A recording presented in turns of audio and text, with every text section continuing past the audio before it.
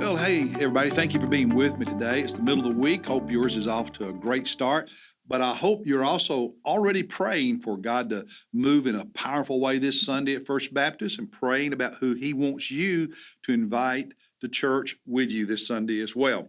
And while you're praying, I want to encourage you, pray for our mission team. We have a group leaving this Saturday for Ecuador. They'll return February 21. So would you pray for safe travel and good health while they are there, and for hundreds and hundreds of gospel conversations and for people to come to know the Lord while they are ministering to the physical needs of people in Ecuador.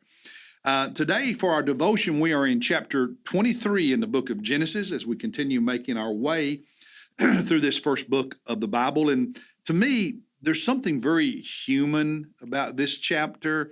It's warm, it's positive, even charming. I just think it's a beautiful chapter. You have Abraham grieving and weeping over the death of his wife, Sarah. He buys a field that has a cave on it where he could bury her. And then years later, when he dies, he's buried there.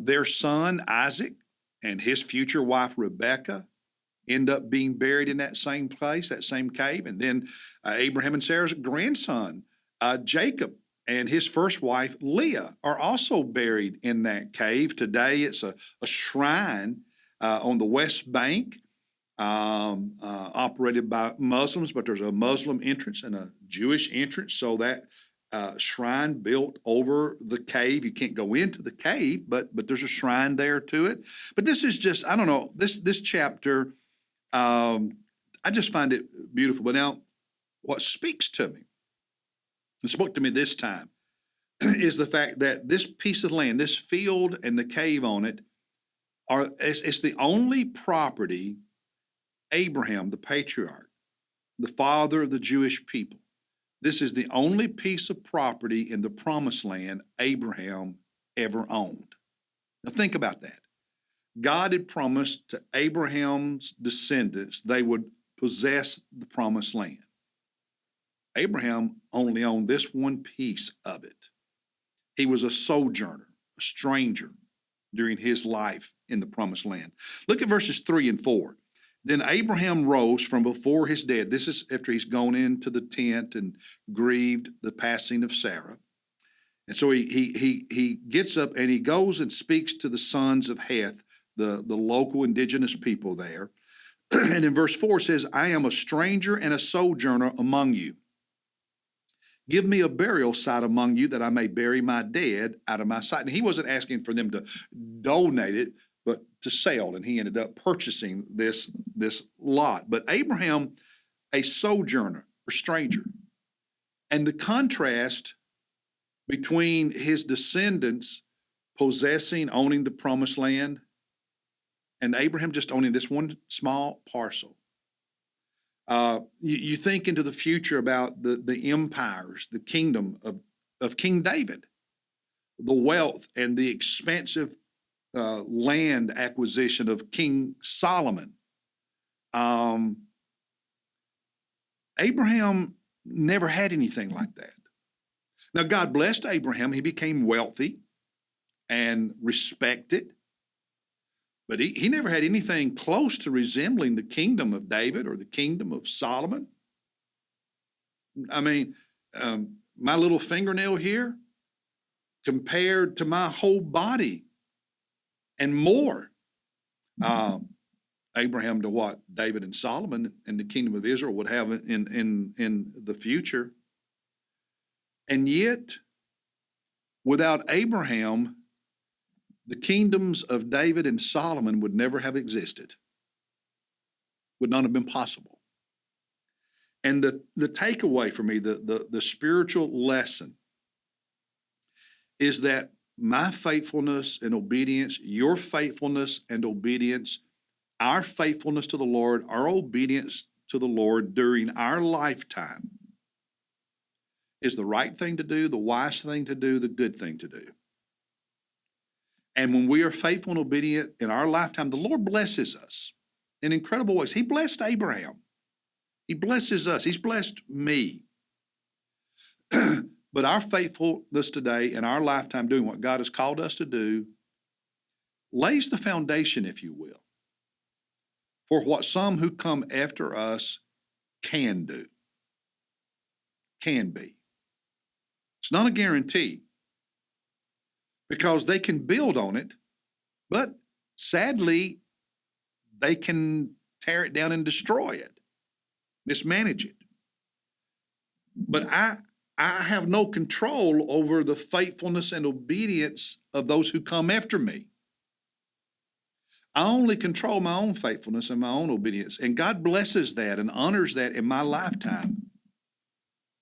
But it lays the foundation so that those who come after me, if they are faithful to what God calls them to do, they've got a foundation on which they can build something even greater. They can be unfaithful or unwise and mismanage and destroy it. That's true with all of us in life. As a parent, and you give your children and grandchildren a foundation, they can build on it, they can throw it away. You build a strong business. Those who come after you can build on it or ruin it. A church. People can be faithful and build a healthy church, a great church. But down the road, those who come after them, they can build on it or they can mess it up. We have no control over what they do. We have control over being faithful to the call of God in our lives today, knowing that not only are we being faithful and God using us and God honoring us and God blessing us today, but by doing that, it lays a foundation so that the faithfulness of those who come later can do even more. In a very real way, what we are doing today as we obey the Lord is on the foundation of those who were faithful before us. That's how God's economy works. No man is an island. And those who don't understand that you build on what you inherit, or you destroy what you inherit. And so I cannot, and you cannot live in fear and anxiety about what those who come after us do. We live in faith and love today and obedience today, being faithful to God now, knowing that we're doing everything we can to make it easier for those who come after us.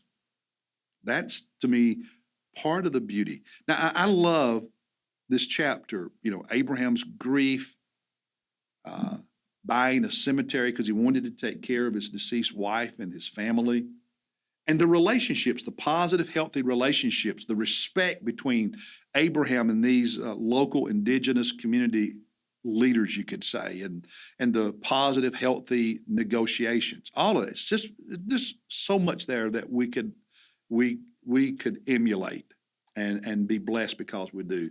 But that spiritual lesson to be faithful, because it's what God's called me to do, knowing that it provides an opportunity for those who come after me to also be faithful and do some things that I never got to do. But that's okay, because God calls us to obey him in our lifetime, not somebody else's.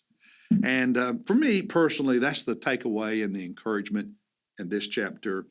I look forward to being with you tomorrow as we look at chapter 24. God bless you. And remember, pray for the team that's going to Ecuador. Pray for safety and for God to use them. God bless you, everybody.